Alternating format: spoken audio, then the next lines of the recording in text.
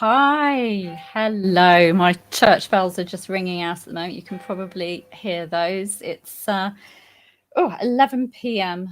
Here in Spain. I would say sunny Spain, but it's obviously not sunny at the moment. Hello to you wherever you are joining in from. So yes, good evening, good morning, good night, good afternoon. Just looking at people coming in. Just going to wait a few minutes. So if you're tuning in, I'm using an app called StreamYard. And this just means that I can kind of be live simultaneously on Facebook and YouTube. But it just means that I need you, if you're tuning in on Facebook, if you want your name to come up when you comment, you need to go to streamyard.com/Facebook and just sort of give your permission. Otherwise, I'll just see you as Facebook user. I do like to sort of highlight questions and show them on screen as I answer them. Thank you to all those who joined in yesterday. I mean, this is my second live of the weekend, so welcome. I hope you caught yesterday's live, either live yesterday or as a replay. It's on the YouTube channel, it's on the Facebook pages, the Anne Boleyn Files, Elizabeth Files, and my author page, Claire Ridgway Author. And I also shared it on the Anne Boleyn Files website. I really appreciated all of the comments and questions yesterday. Oh, lots of people saying hi. Hello to all of you. Really, really appreciated all of the comments and questions. There were so many and I just didn't get through all of them. So I'm so sorry if I missed yours. And I feel extremely awful that I missed Miss Mary H. Dream actually did a donation and I missed thanking her. So Mary, if you're out there, thank you so much. I just didn't see it at the time. There was so many comments coming up. So today's subject, hi everyone. Oh, it's lovely that you're putting where you're from as well, some of you. It's lovely to know that you're all over the world. I just, the internet is fab, isn't it, at bringing people from all over the world together, and means that we've got this great way of connecting and talking about history from the comfort of our own home. I'm presently in my son's bedroom, hence the panels blocking off the mess behind me. So today the subject is, was Elizabeth I really a man? Now that sounds truly bizarre, doesn't it? But that's what I'm going to be looking at today. And it actually stems from the Bisley Boy legend. Let me just remove that banner. I don't think we need that anymore. So that it stems from a legend called the Bisley Boy legend, and it's this idea that Elizabeth was really a man. I hope you can all hear me. I'm assuming you can hear me. No one's saying I can't hear you. So I think you can all see and hear me. This is a myth that pops up quite regularly. I've been coming across it on numerous occasions since 2009 when I started, when I set up the Elizabeth Files after the Anne Boleyn Files. And I remember in 2013, oh great, thank you, Laura, saying that you can hear me. Oh, the throat. I have got a glass of water, so I'll be all right. The Daily Mail published an article in 2013 called, "Is this proof the Virgin Queen was an imposter in drag? Shocking new theory about Elizabeth I unearthed in historic manuscripts." I mean, that sounds as if there truly is evidence, that Elizabeth was really a man, and that there's been this manuscript that's been found that says she definitely was. It is the Daily Mail. It is tabloid news. But this article was about research done by thriller writer Steve Berry.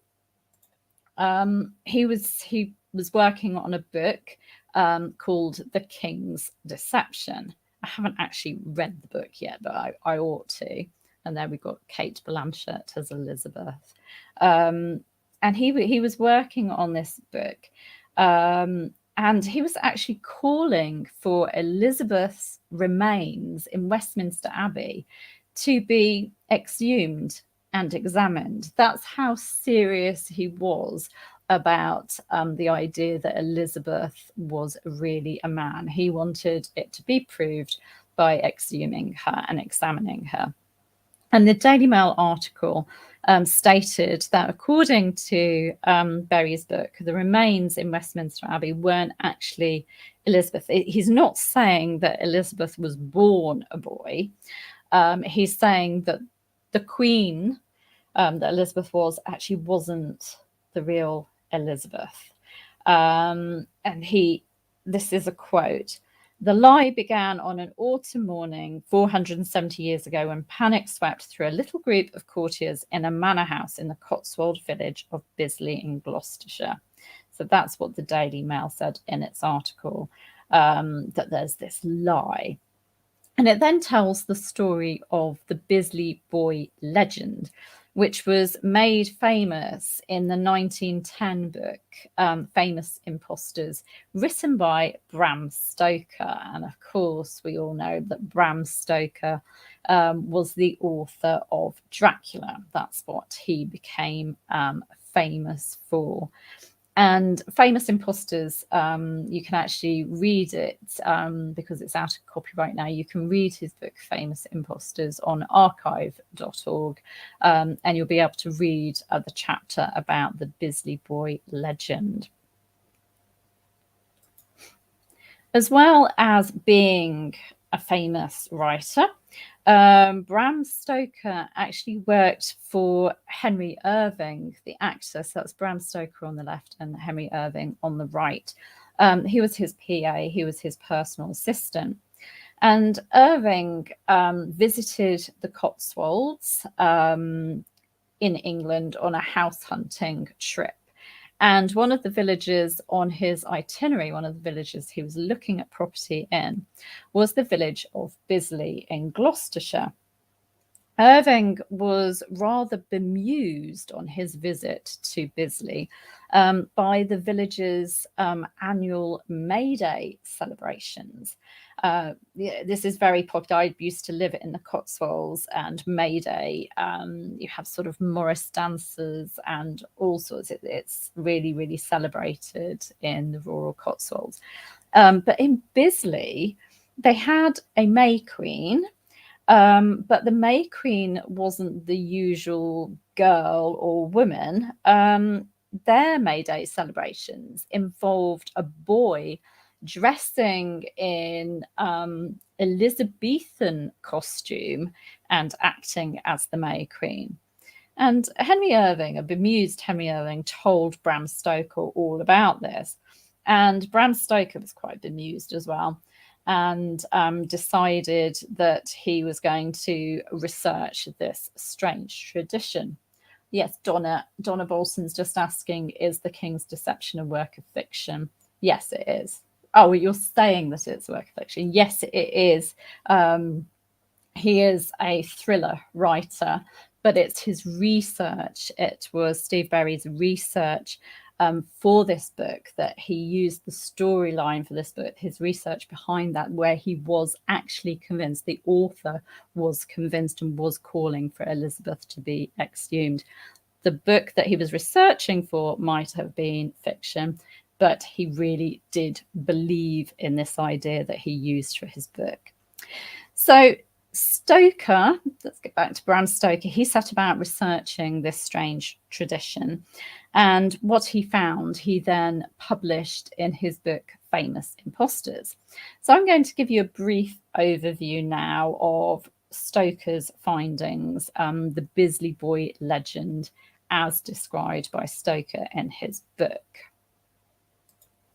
And this is a photo of Bisley village in the Cotswolds. Very pretty. The Cotswolds are stunning. Cotswold stone house is beautiful. A young Princess Elizabeth, according to this legend, had been sent to Bisley with her governess to stay at Overcourt Manor. It was thought that a change of air would do her good, that it would be good for Elizabeth's health. And while she was staying at Overcourt Manor, her father, King Henry VIII, decided to visit his daughter there, and he sent word to the household that he was coming. Unfortunately, on the day that the king was due to arrive, Elizabeth fell very ill. She developed a high fever, and as well as being very ill, she then subsequently died on that same day. Now, you can imagine the household's grief, panic. They were on panic stations, panic mode. Her governess, especially, the king was due to arrive any minute, and Elizabeth had died. How on earth could this governess tell Henry VIII, who was, known for his temper, perhaps? How on earth could she tell him that his daughter had died? I'm just going to remove that photo so you can see me again. How on earth could this governess tell the king that his daughter had died? Born free 823. Yes, I don't believe this story either. It's mad, and it gets worse. So yeah, would the king take his grief out on the governess? She was scared. She didn't want to take any chances with making him angry. This is all told by Bram Stoker. So she did what any normal person would do. Rather than telling the king gently or telling one of his companions, she hid Elizabeth's body in the grounds of the manor and then set off for the village. This was before the king arrived.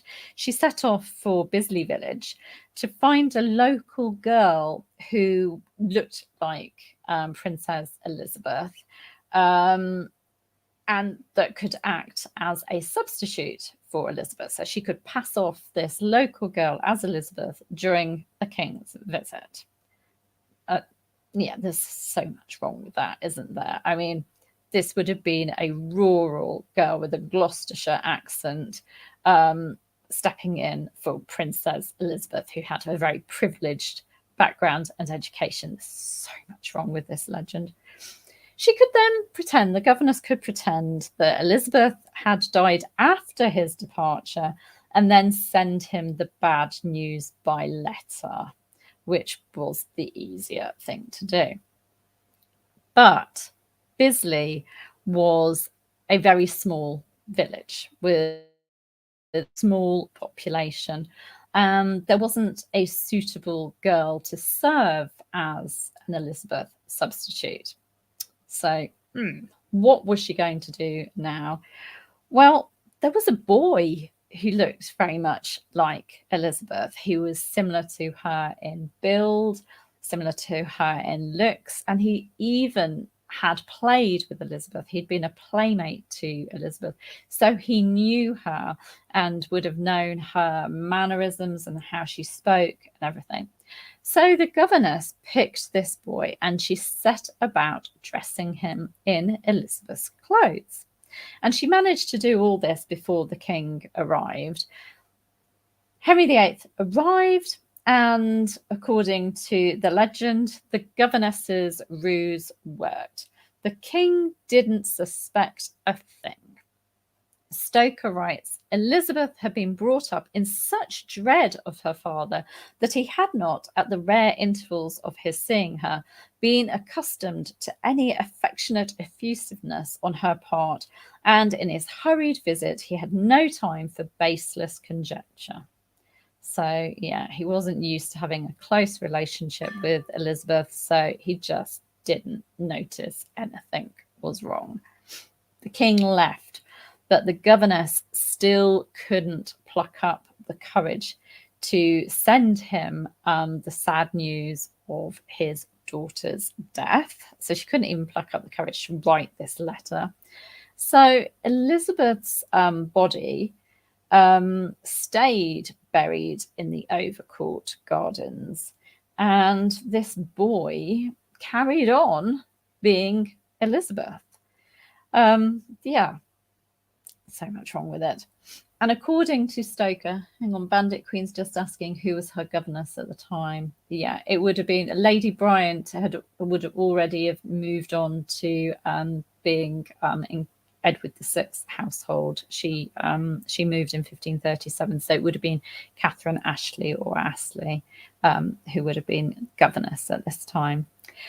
So yeah, according to Stoker, the story gets more interesting. In the 19th century, restoration work was carried out on Overcourt and its grounds. And a reverend who was living there at the time discovered the remains of a girl aged about 9. So if you say 9, Elizabeth being born in 1533, that sort of takes you to around about 1542, doesn't it? 1542, 1543, at her alleged death. So the remains of a girl aged 9 were discovered. And these remains, according to Bram Stoker, were those of the real Elizabeth. And so Elizabeth died at the age of 9, and this boy stepped in and was Elizabeth for the rest of his life until 1603, her death. So, you know, Elizabeth was really a man. And the story of the boy becoming Queen Elizabeth is remembered by Bisley Village each year in their May Day celebrations, according to Stoker. I haven't actually been able to find out sort of any more about these celebrations, whether they're still doing it today. But it's a rather bizarre story, isn't it? But Bram Stoker gave it credence. And in his book, Famous Impostors, he explains why. He supports it with several points. So I will go through his points now. And here I've got a slide. That's Cat Ashley and Elizabeth, a young Elizabeth. So I'll go through his points. In 1549, at the downfall of Thomas Seymour, Sir Robert Tyrwhitt, who was involved in interrogating Elizabeth, he recorded in a letter to Edward Seymour, Lord Protector, that there was some secret promise between my lady, Mistress Ashley, and the cofferer, that's Thomas Parry, never to confess to death. So some secret promise. Mistress Ashley, he's talking about there, was Catherine Ashley, Elizabeth's governess, and the cofferer, Thomas Parry.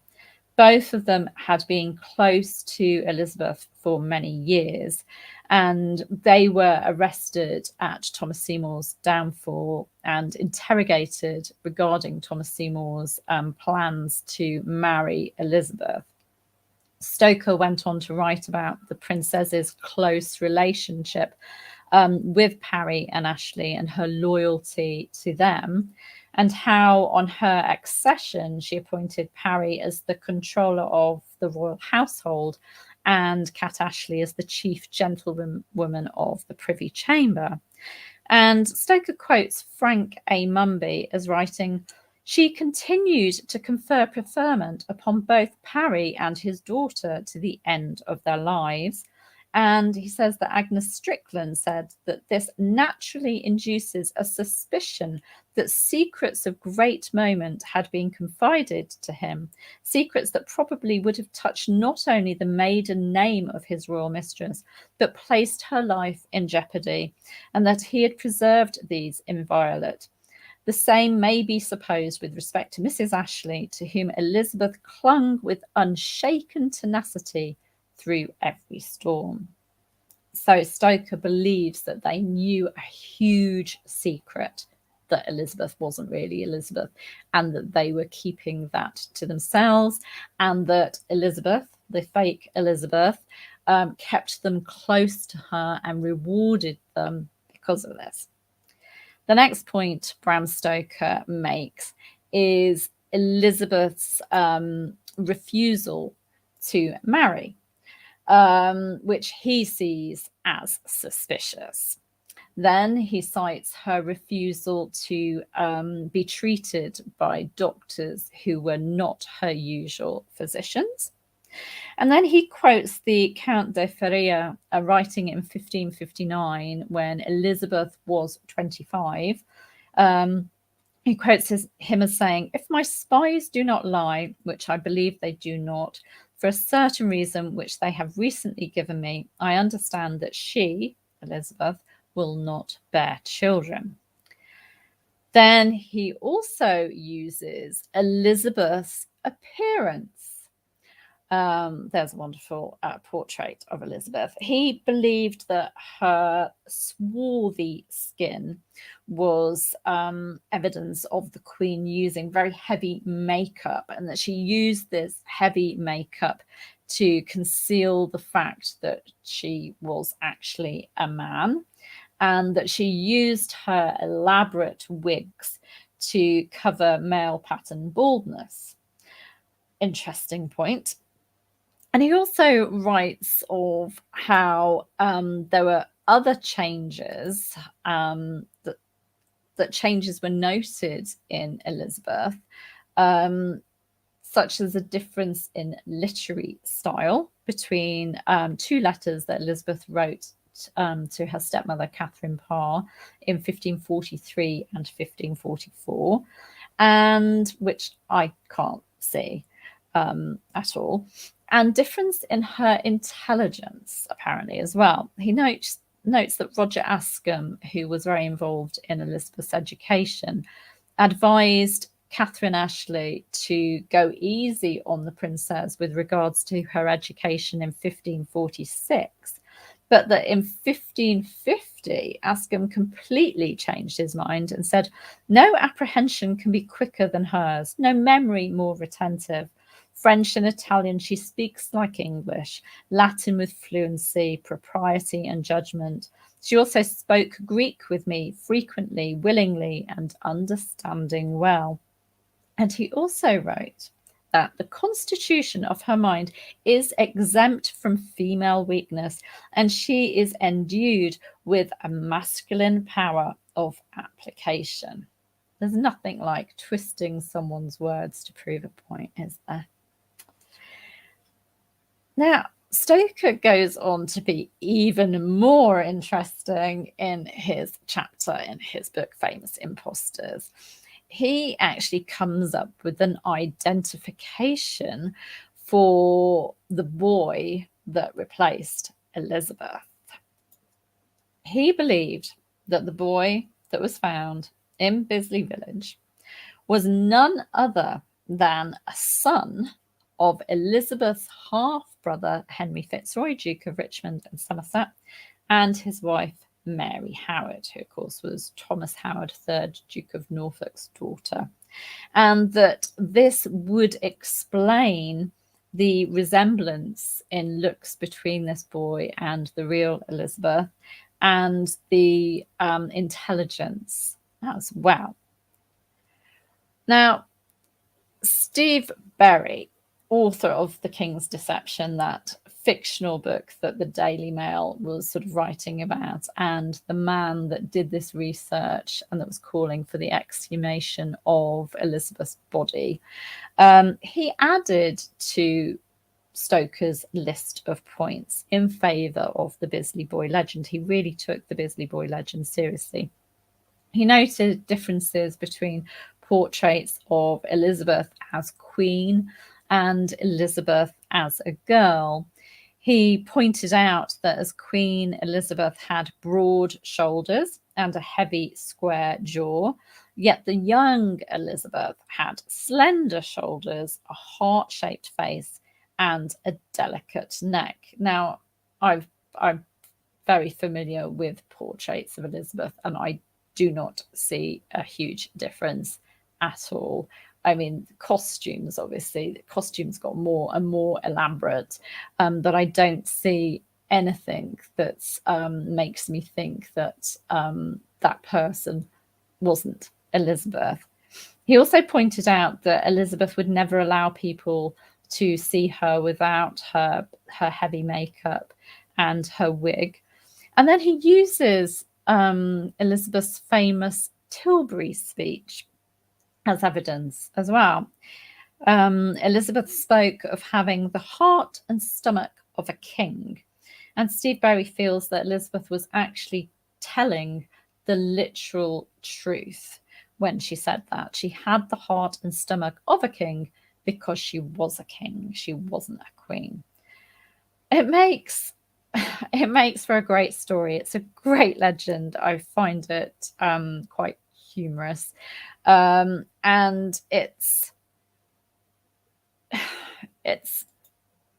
I suppose it works well for a fictional story, doesn't it? I mean, I haven't read The King's Deception, but you know, a secret from a legend years ago that has some bearing on today, you know, that is the stuff of thrillers, isn't it? So I find it a really interesting story. But does this story have any basis in fact? Well, I don't think any of you are going to be surprised by my sort of the way I've been speaking about this legend, that I'm going to say, no, it doesn't. I have been saying there's so much wrong with it, and there really is. I just think that, yeah, there's so much wrong with it. Elizabeth may have been brought up in her own household away from court. You know, she was actually set up with her own household in December 1533. So, you know, that's 3 months after her birth. That was standard for a royal prince or princess. So she may have been away from court. But in the 1540s, which is when this is supposed to have happened, she was regularly at court, and particularly after 1543, because her father married Catherine Parr, and Catherine Parr made a real effort to bring the royal family together and to sort of rehabilitate Elizabeth. So, you know, Elizabeth was only 9, going on 10, when Catherine married Henry VIII in 1543. And also her father did visit her. And I just can't imagine Henry VIII not spotting a substitution. It's just ludicrous. I've never found any mention of Elizabeth living or even staying at Overcourt Manor in Bisley. I've never found any mention in the records of Henry VIII visiting Bisley or visiting his daughter there. There's no evidence that Henry Fitzroy and Mary Howard actually consummated their marriage. They were supposed to be sort of holding off because of their young age. Henry VIII had seen, you know, his brother Arthur, you know, died just months after marrying Catherine of Aragon. And Henry VIII didn't want to put his son at sort of any risk, or Mary at any risk either. So they were supposed to be holding off consummation of their marriage. So, and then Henry Fitzroy died in 1536. So, and surely we would know if the king's favoured illegitimate son, recognised illegitimate son, who'd been given 2 dukedoms by the king, who was that much in favour, had a child. So there's just no evidence that they even slept together, never mind had a child together. Then what about Sir Robert Tyrwhitt's words about this secret promise between Elizabeth, Thomas Parry and Kat Ashley? Well, those were just Tyrwhitt's opinion. He was just sort of writing about his feelings about the interrogations and feeling that they were covering up something. Well, that could have been anything to do with the Thomas Seymour scandal, couldn't it? It didn't. Why does it have to mean that they were covering up, you know, Elizabeth's gender? Then what about the favour that Elizabeth showed Harry and Ashley? Well, that's down to their long and loyal service. You know, they really were sort of parental figures to her. They'd served her from, you know, very young age, her young age. And Elizabeth, like her father, was incredibly generous to those who served her and were loyal to her. So she cared about them. There's nothing weird about that. Then we have Elizabeth not marrying. Well, obviously she didn't marry because she was a man. Well, no. How does that follow? That's such a leap. Elizabeth had seen what had happened to her father's marriages. And we know that Robert Dudley spoke of how he'd known her since she was 8 years old and that she'd always said that she didn't want to marry. And then she'd seen the trouble that her half-sister Mary I's marriage had caused. You know, it had provoked Wyatt's rebellion. And, you know, at the time, a man was seen as dominant. And a woman was supposed to be incapable of ruling. So if Elizabeth took a husband, then he would be the dominant one. Her government would look to him. If he was a foreign prince, then there was this concern that England would just become another of his dominions. It wouldn't matter. And how could she pick an Englishman, a courtier, without causing jealousy and problems between the men at her court? So being married to the kingdom, choosing to be married to England, was actually a sensible choice, particularly when she couldn't marry the man that she loved. And I truly believe that she loved Robert Dudley. So she chose to be this virgin queen married to her kingdom. Doesn't mean that she was covering up her gender. Then there's nothing suspicious, is there, in her wanting to be treated by royal physicians, her doctors, men that she trusted, that knew her medical history. Why is that so weird?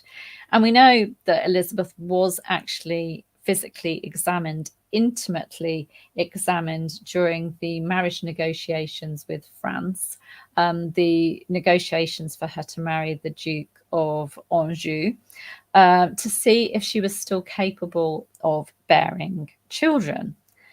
And her body would have been seen regularly by her ladies.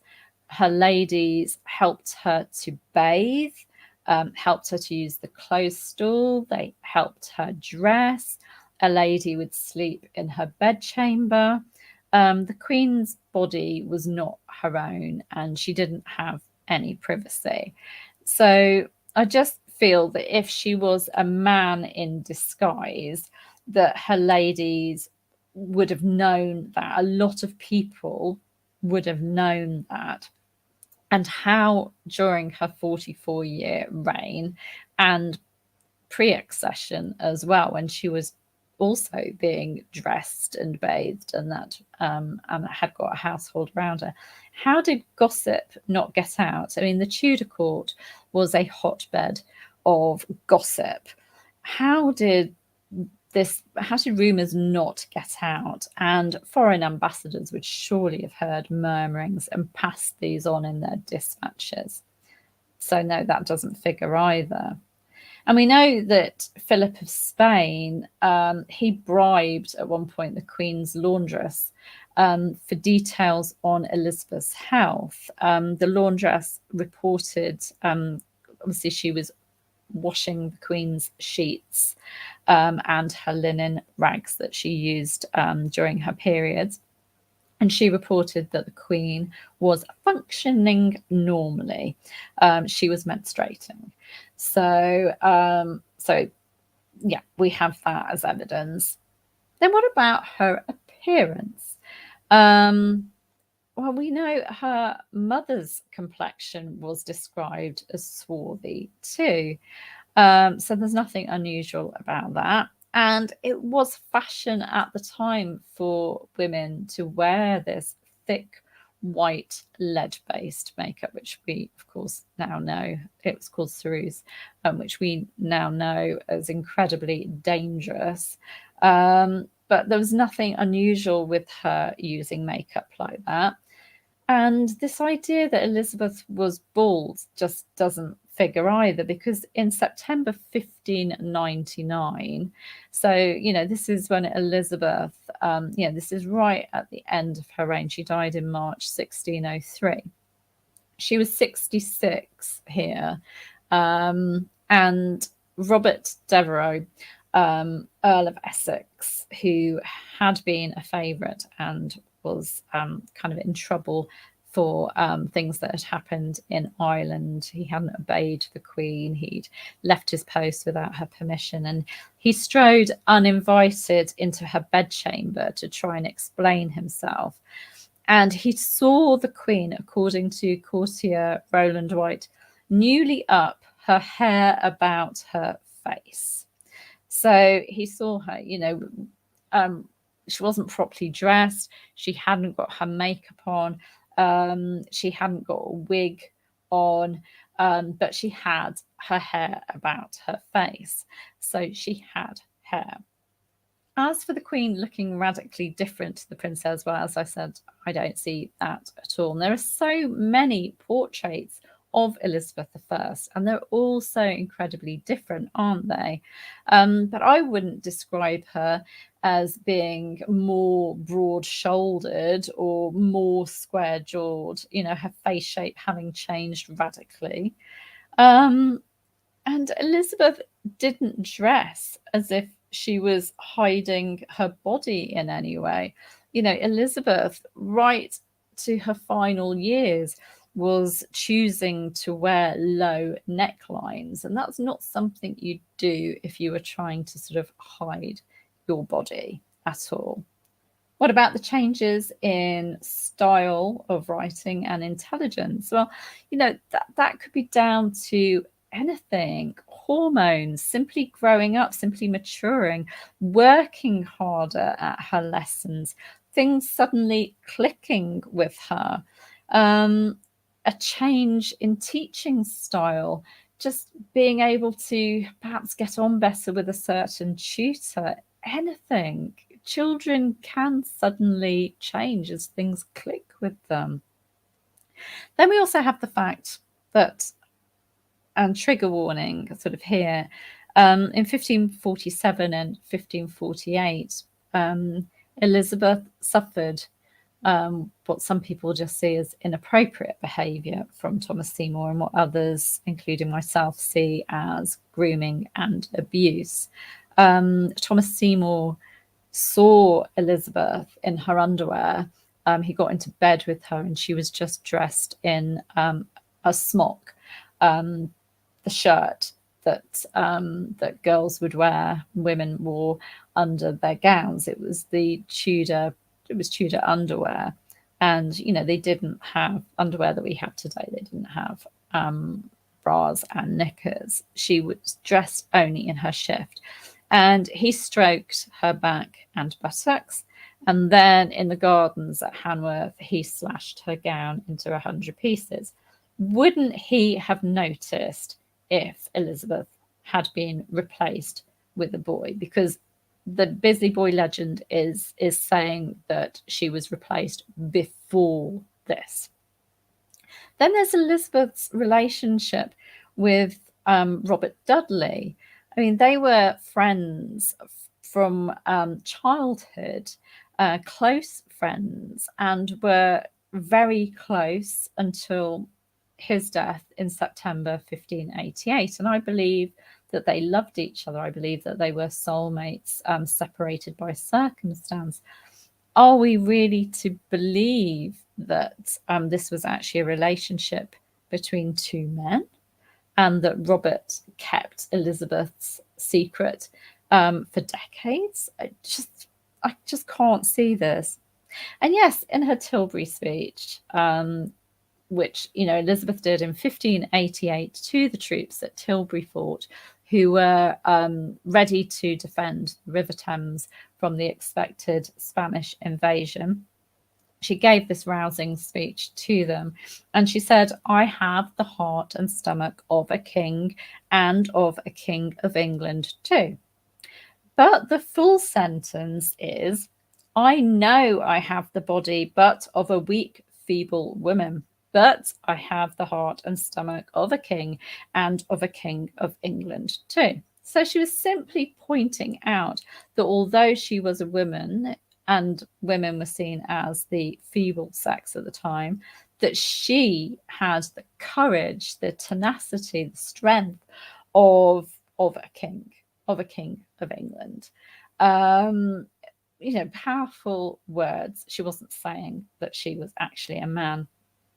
And I just find it so bizarre that anyone puts store in this legend. I mean, it does make, Steve Berry obviously hit the headlines in one of, the UK's sort of biggest newspapers by saying, by using this story in his thriller, and by calling on, calling for the authorities to exhume Elizabeth. And that it was great publicity and marketing.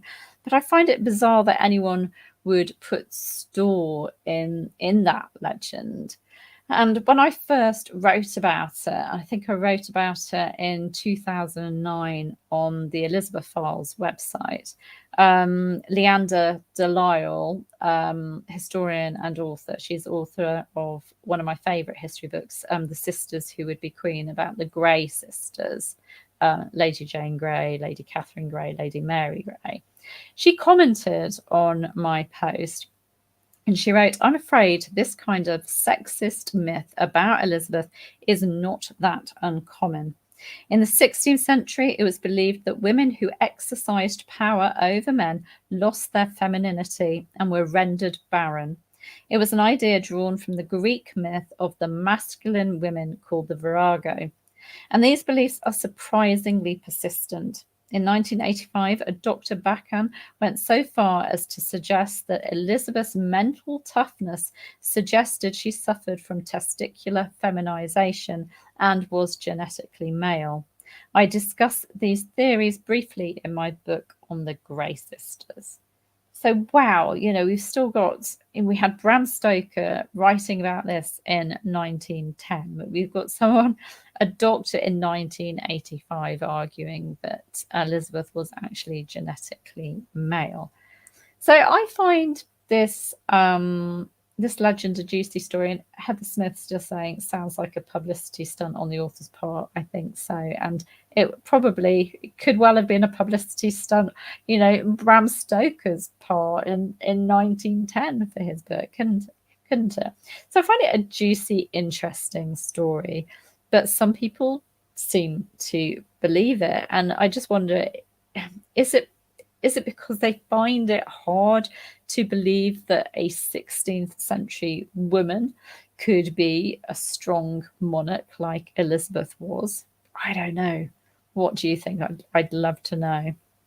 Now, I'm celebrating the real Elizabeth, the real Queen Elizabeth I, with my online event, which starts, if my maths is right, in just 10 days' time. It starts on the 7th of September and runs until the 16th of September. It's called Elizabeth I, The Life of Gloriana, the Virgin Queen. And one of the talks that I'm doing at the event, I'm doing a live talk for event participants, and a live Q&A session is going to be on several myths that surround this iconic queen, the Bisley Boy legend being just one of them. There are quite a few myths that surround her. And I'm so honoured to be joined by Tudor experts, Dr. Tracy Borman, Dr. Elizabeth Norton, Dr. Linda Porter, Dr. Estelle Paronk, Dr. Elizabeth Goldring, Dr. Owen Emerson, and Christine Hartvig. And I know just how excited they are about talking to you and really fleshing out this really interesting woman, Elizabeth I, as a woman and as a queen. And they're really looking forward to interacting with you and answering your questions. And I said yesterday that, and I say this time and time again, for me, there's nothing like learning history from the very best and actually being able to ask questions and have them answered in real time, and to be connecting with people, talking Tudor with people from all over the world who are as passionate about the topic as you are. It's such a joy and thrill, and I'm really, really looking forward to it. The event is completely online and everything is recorded and transcribed, and participants will have lifetime access to the recordings, the transcripts. So don't worry if if you can't make the live events. There'll be the recordings, you'll be able to catch up. And it is open, by the way, internationally as well. I have had some questions about that. It is open internationally. So this event is for you if you want to gain fresh insights into Queen Elizabeth I, both as a queen and as a 16th century woman. It's for you if you want to understand the challenges that Elizabeth faced during her life. If you want to know the exact nature of the relationship between Elizabeth and Thomas Seymour, something obviously that kept coming up in the Becoming Elizabeth series.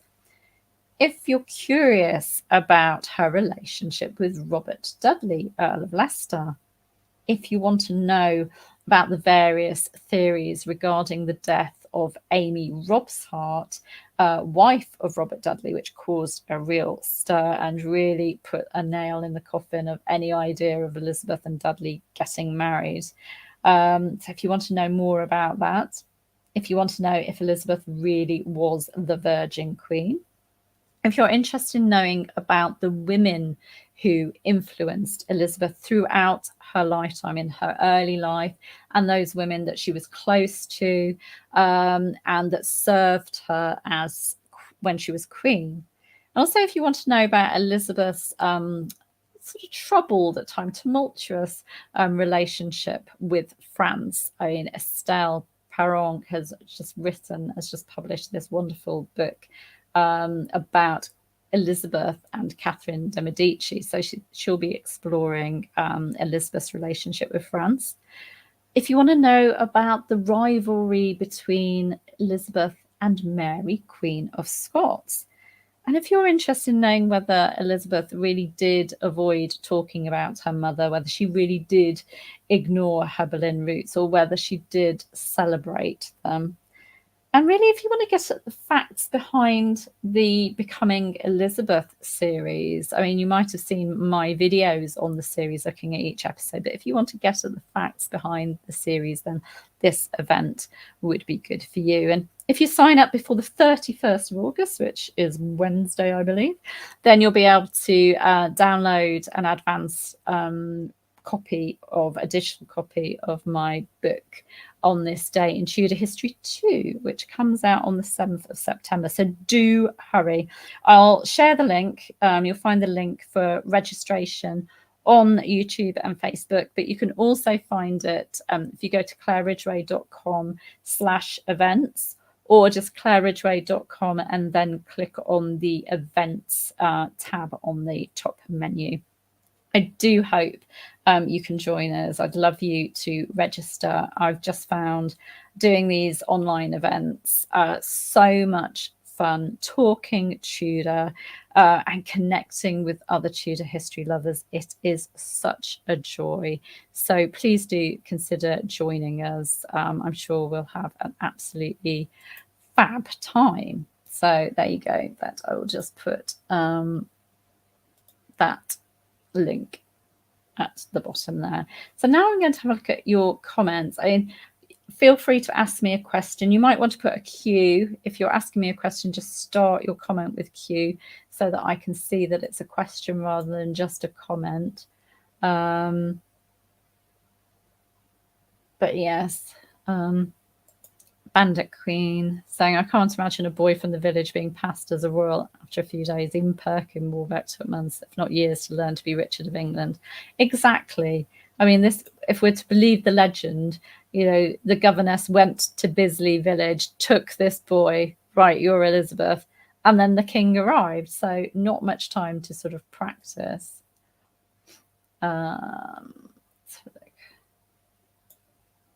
Devin says, Bram Stoker, not surprised. I do love Dracula, though.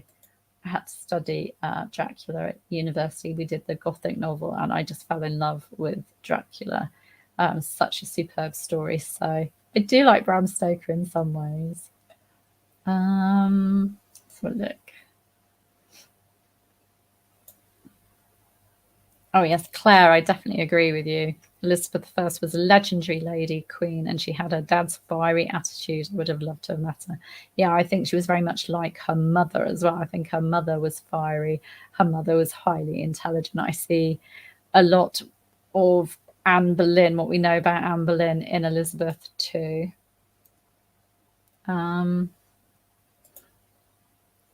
RT, would heavy lead makeup really have covered Elizabeth's smallpox scars? Well, it seems that Elizabeth, she did suffer from smallpox, was it in 1562? I think I've got that right. She was very ill with smallpox, but it does appear that she came through it kind of physically unscathed, and that she didn't, that it was just fashion, really, the heavy makeup. Yeah, poor Mary Sidney, who served her, got it really badly and was heavily scarred, but Elizabeth seemed to come through it. No, there's no comments about, no descriptions of Elizabeth having suffered with smallpox scars, fortunately for her.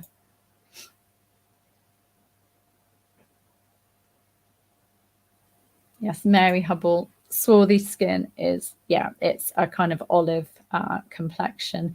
Anne Boleyn was described as having it as well.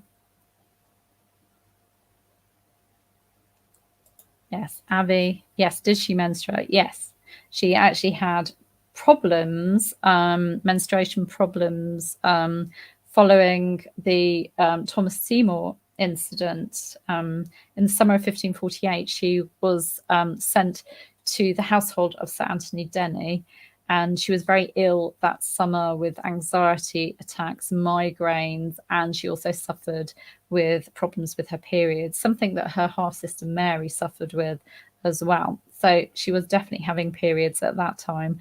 And we know later that, the laundress gave sort of passed on information that her sheets and her linen rags, that she was menstruating regularly then.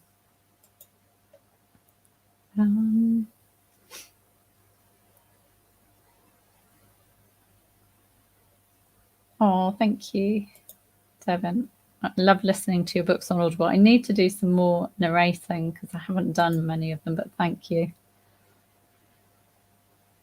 So it's just loading. Artie, what could the secret promise have been? Right.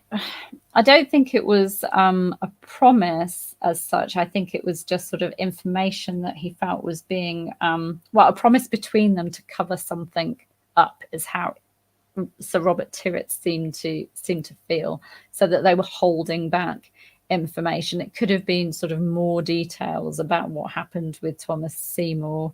That seems more likely to me, that that's what he felt. No way did he think that Elizabeth wasn't Elizabeth.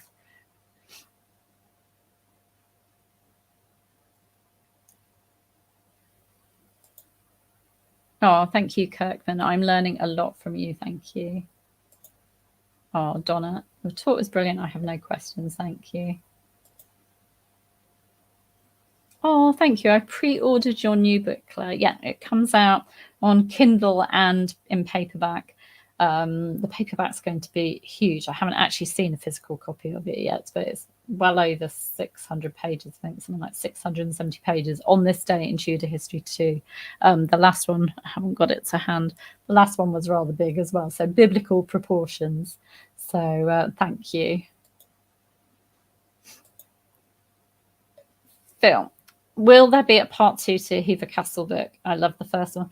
Well, Owen and I originally were working on a book about the whole history of Hever Castle, And the reason that we didn't publish that was because the pandemic just stopped me from traveling to do research and to work with Owen.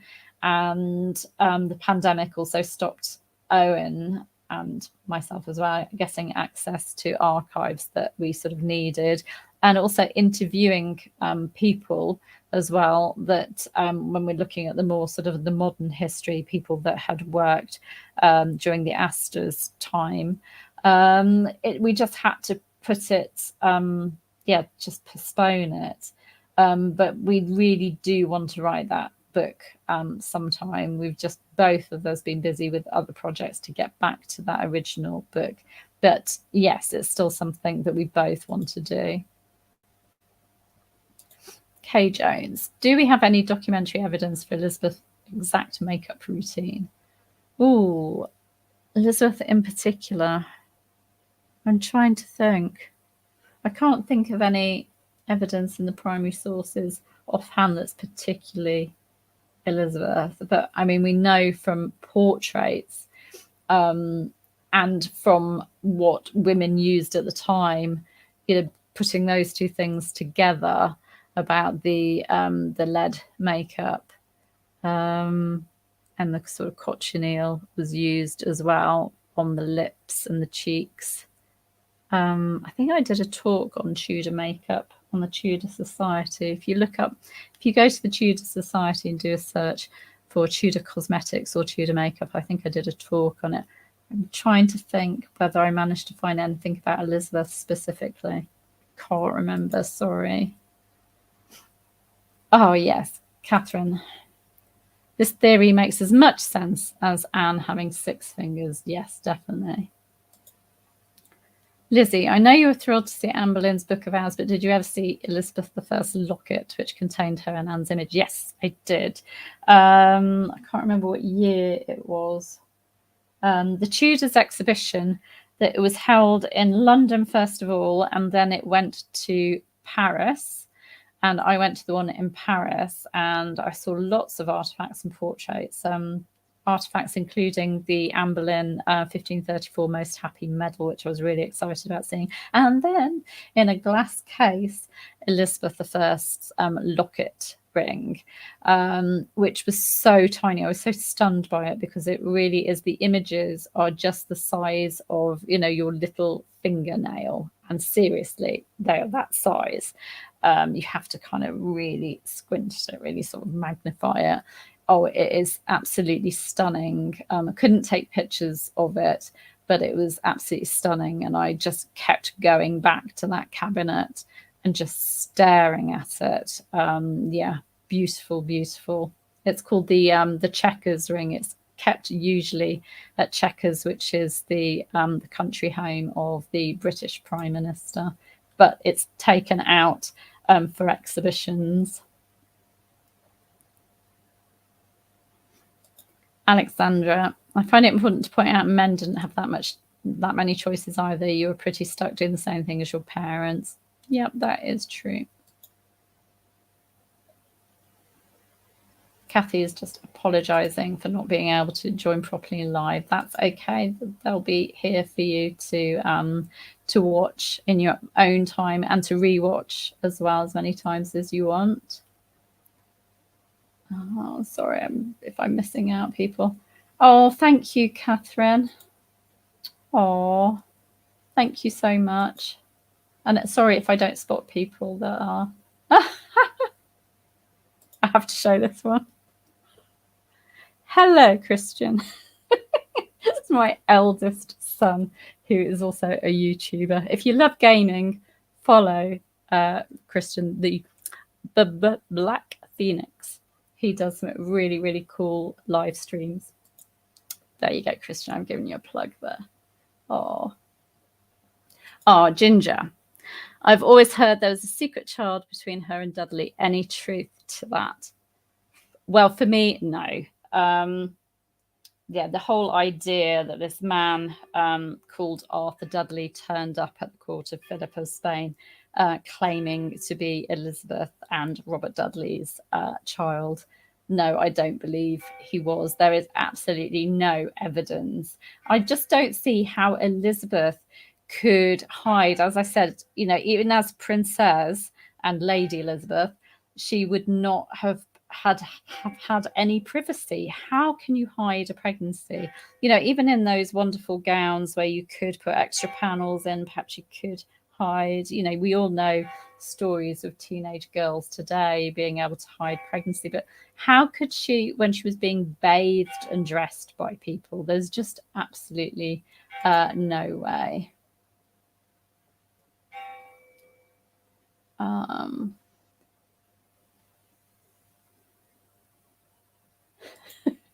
Sorry. But, hi, Megrad. Tina, we know at one point Elizabeth dressed in drab colours in respect to her Protestant faith. At what point does she change her fashion?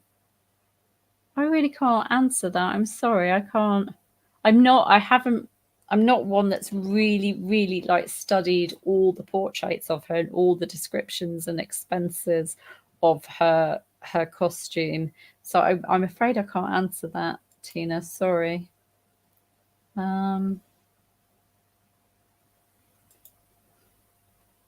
Petite Boulin. Do you know when the documentary on Anne's family will air in America? It's coming up. I shared Dr. Owen Emerson shared it on his Facebook and Twitter, and I reshared it. It's coming up really soon. I can't remember the date offhand. I'm very bad at remembering dates, but it's coming soon. It has been announced. I can't remember what channel either. If you have a look, I know Lauren Mackay and Dr. Owen Emerson. It's called the Boleyns. Was it a family scandal? Can't remember. But yes, they've shared it on Twitter and Facebook. Unfortunately, the pandemic meant that I couldn't go over to London for filming, but I was involved in the research process. I did quite a few Zoom calls with the production team. I couldn't even travel out of my village at the time, never mind to travel to London. So it all went rather pear-shaped.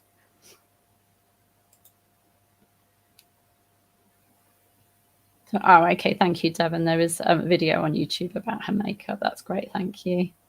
Here we go, Catherine. A Petite Boulin. Catherine is saying it's on tonight on PBS. So there you go.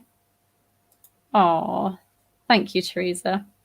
Thank you, Claire and Tim, for these videos. I love them and learn a lot. Yes, today Tim put on our latest Tudor History Challenge. So if you enjoy me testing Tim, and we do have lots and lots of fun doing it, then do look for that as well. Oh, Mike, thank you. I'm new here, but I just want to say I love the way you explain things so clearly. Well, thank you. Perhaps that's the ex-teacher in me. I did used to be a teacher, but I love educating, and I love educating this way and having, this interaction and being able to talk to you in real time. Is there any way to know what was the exact colour of Her Majesty Elizabeth's hair? Well, it was red. It definitely was. She took after her father. She was a redhead. We see that in all of the portraits of her. So, yes. Oh, Lilac, there will definitely be more events in the future. And thank you for pre-ordering the book. I'm thinking of doing Mary the First next, because I think I love how Becoming Elizabeth the series really brought home to a lot of people that Mary isn't just Bloody Mary. There's far more to her than that. So I'd really love to do an event exploring Mary. Oh, thank you, Linda. Bandit Queen. Was Elizabeth really that slim her entire life, or was she drawn into that extreme? I think she was always slim. All the portraits of her show her as being very, very slim. So I think she was slim. I'm not going to show my son's comments, but he thinks that me and his dad are amazing people. It's very nice when you get family support. Right, it's just my comments are just loading. I'm really sorry that I'm missing comments. I've got so many. Yes, the challenge video only went live today and it is on this channel. Yes, Tudor History Challenge 12, I think it is. So yes, you'll be able to find that in a bit. Oh, hi, Laura. Hello, watching from North Wales. My mum and dad live in North Wales. So hello to you in North Wales. Oh, thank you. I was really worried that I'm missing out on your questions. Oh, Sharon, thank you. Really missed your channel. I haven't been getting notifications. Oh, well, I have been doing, I did a whole series of weekly videos looking at each episode of Becoming Elizabeth. So if you want to go back and watch those, I sort of looked at the real history behind the storylines. So,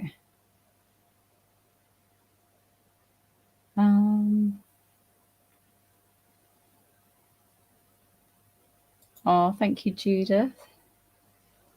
And thank you, Janet.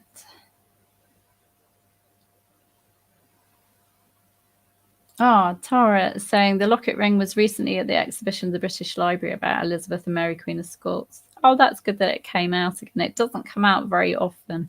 I was so excited when I saw that it was going to be part of the exhibition in Paris. I was really, really excited. And then I was so glad that I went to the one in Paris because it was bigger than the one in London. They brought together a lot of things from Europe. They added to it, and I was so pleased that I made the effort to go to Paris instead. Oh, Kay Jones, sorry, I can't remember her height. We do know, but yeah, I can't remember her height. Sorry. Oh, thank you, Therese. Yes, 65,000 subscribers. Oh. Bandit Queen. MPG portraits are here in Liverpool at the moment. Yes, I saw that. And the Baxton altar cloth. Yeah, that's brilliant. I mean, that is thought to have come from the dress that Elizabeth was wearing in the rainbow portrait that was gifted to Baxton by Blanche. Was it Blanche Parry? So yes, beautiful, absolutely beautiful. Oh, thank you. I think I've got to the end of your questions now. I don't think there are any that I've missed. And it is 7 minutes past midnight for me. But yes, Patricia, was Elizabeth really a man pretending to be a woman? If you've only just joined in, I go through the evidence that Bram Stoker and Steve Berry used to argue their point. And then I hope that I demolished it. So no, is what I think. Absolutely not.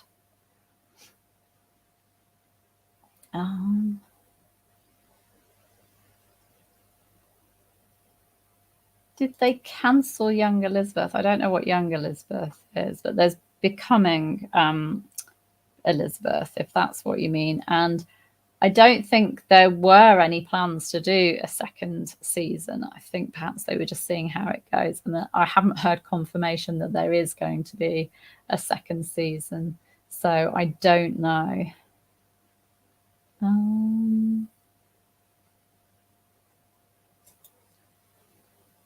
Yeah. I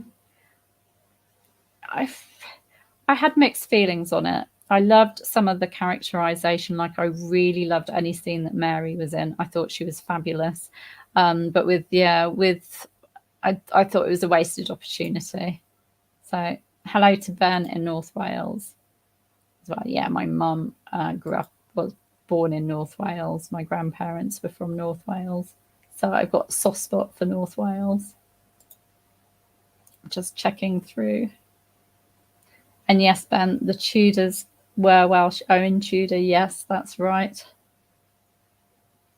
Oh, Amalia's asking, who were Elizabeth's favourite Greek philosophers? Oh, I'd have to do some research on that. But yeah, she did study the classics. So yeah, I'm not sure who her favourite ones were. I don't think we'd know actually who her favourite ones were unless she sort of quoted from them regularly. So no, I'm sorry, no. Yes, RT. Anne Boleyn was strong-willed and intelligent, so why wouldn't her daughter be too? Yeah, definitely. Okay, well, I think I'm going to have to love you and leave you. Otherwise, I'm just going to be spouting a nonsense because it's got rather late. But yeah, thank you so much for joining me, and hello, and thank you to people that are watching the replay as well.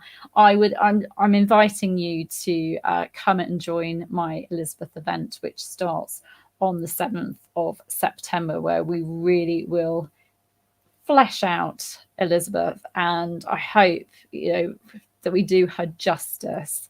Lots of things to learn about her, lots of things to discuss, and a real opportunity to get together with other Tudor history lovers and to learn from experts. So go and have a look at claireridgway.com/events, or the longer link that I've given on Facebook and YouTube, and do consider joining us. It really will be a fun and enlightening time. Anyway, thank you so much for joining, and it's really lovely to see lots of names that I know. Oh, Rosemary is asking me where I got my Elizabeth t-shirt from. I got it from Tiffany, who used to actually Tartex. She used to print t-shirts. I used to sell them actually on the Anne Boleyn files and Elizabeth files. So I think if you look at Tartex, I don't know whether she still does them now, but I've got quite a few Anne Boleyn and Elizabeth goodies, t-shirts, scarves, and bags. I just love them. So I do like my Tudor bling. Anyway, take care, and I will see you very soon. Take care. Thank you.